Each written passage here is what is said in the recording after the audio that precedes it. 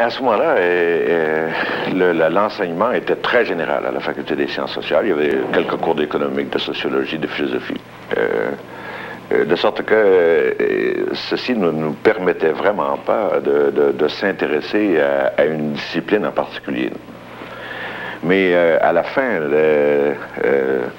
du cours, le père Lévesque avait déjà son plan de développement de la faculté. Il voyait évidemment les premières années tout simplement comme la période de colonisation, si vous voulez. Et il avait toujours eu dans l'idée, n'est-ce pas, de former des professeurs, à même les étudiants de la faculté, plutôt que de faire de l'importation. Donc, à la fin de nos études, à la première promotion, le père avait son plan de la faculté. Alors, il a dit à quelques-uns d'entre nous, peut-être parce que nous avions eu les meilleures notes que les autres, je ne sais pas, voudriez-vous revenir, aller vous spécialiser davantage et puis revenir comme professeur à la faculté?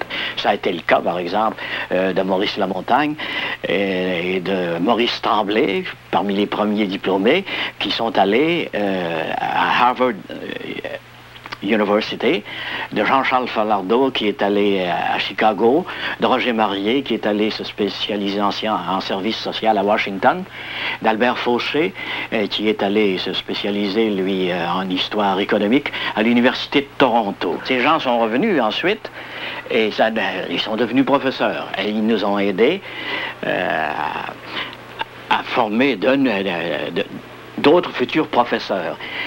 J'ai été obligé d'envoyer tous ces gens-là de 39 à 45 aux États-Unis ou au Canada, et non pas en Europe, parce que c'était la guerre. Le développement des sciences sociales, et tout particulièrement l'économique en France, était très en retard comparativement à ce qui se faisait en Angleterre, en Allemagne et surtout aux États-Unis. Après, nous en avons envoyé en Angleterre, en France, en Belgique et à Genève, comme Gérard Bergeron, par exemple, à Genève. Ce qui nous permet d'avoir un bel éventail de formations universitaires nord-américaines et ensuite européennes. C'était vraiment un levain, je crois. C'était une pépinière où nous étions absolument libres de faire le travail que nous pouvions faire.